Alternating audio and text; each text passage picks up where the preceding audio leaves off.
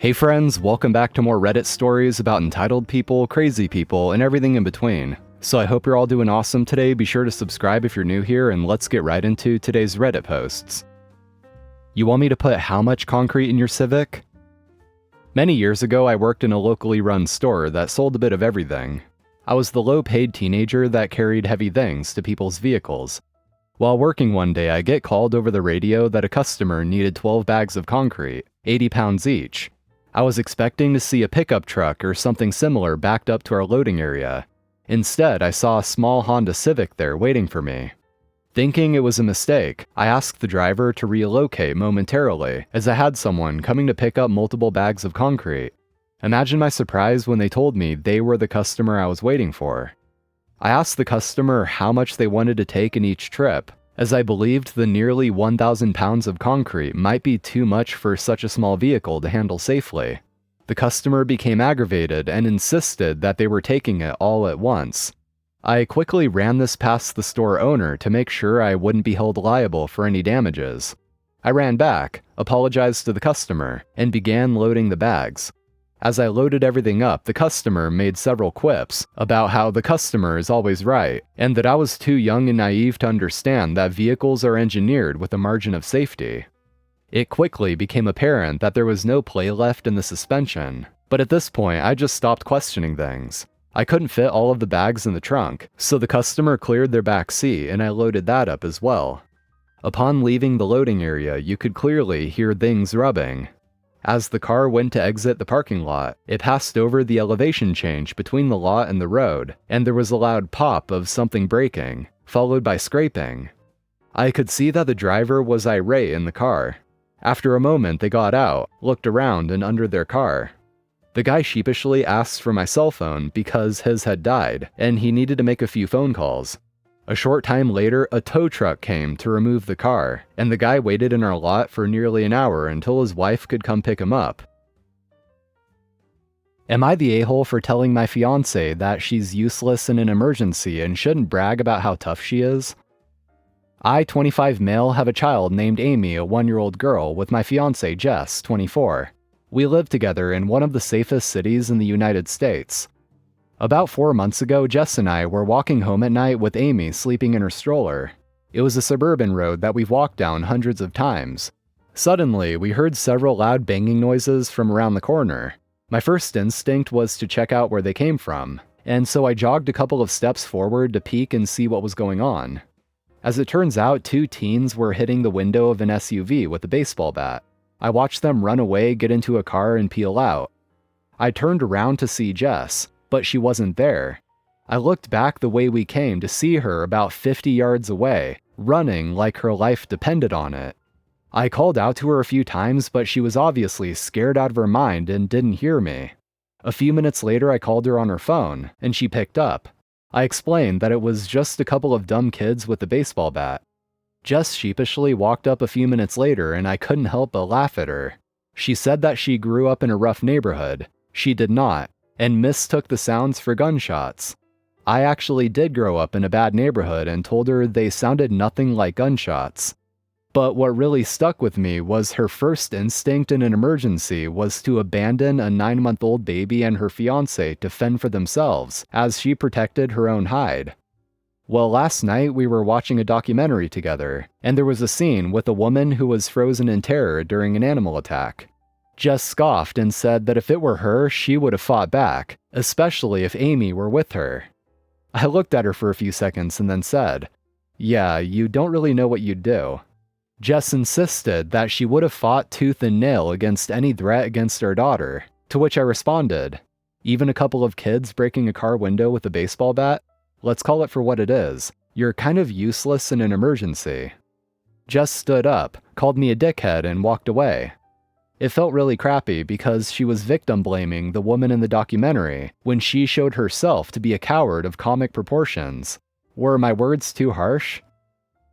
You know, the fact that she ran isn't even the issue. It's the fact that she didn't bother to grab her own baby before running. Her own sense of self-preservation really overrode her own maternal protection instincts.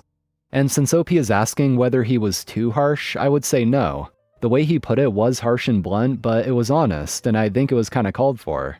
As humans, we tend to overestimate ourselves, so I guess a reality check every once in a while isn't exactly a bad thing. Especially when someone is claiming they would fight tooth and nail to protect their kid against an animal attack, and just a few months prior she heard a simple banging noise around the corner and left her baby in the dust. Customer pays extra for being a Karen. So I regularly go to a hair salon to get my extensions done. The staff is super friendly and are always doing a great job. They have a 5-star Google rating and have been awarded as top salon in a city of 3.6 million. You get the idea. They objectively provide great service.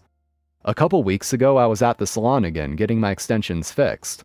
My hairdresser, a super lovely woman, told me that she's in a bit of a bad mood, since a customer did not show up for her appointment earlier that day without canceling.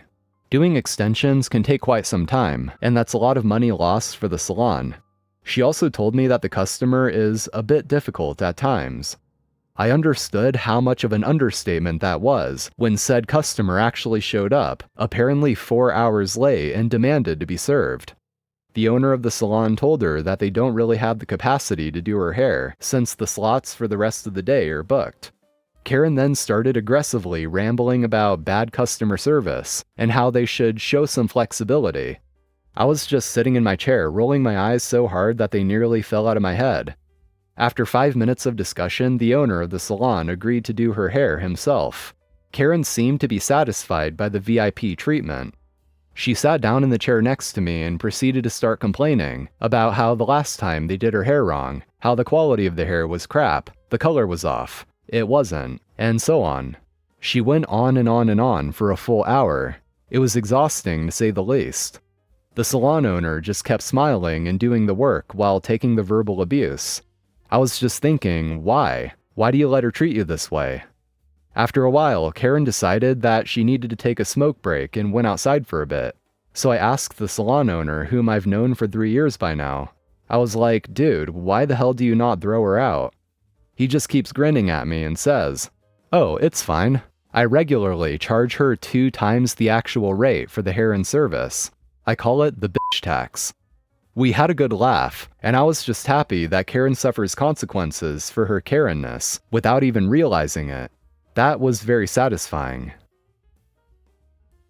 To the 2 entitled brats that disturbed a flight from Iceland to Canada and caused a delay, I hope you're banned for life.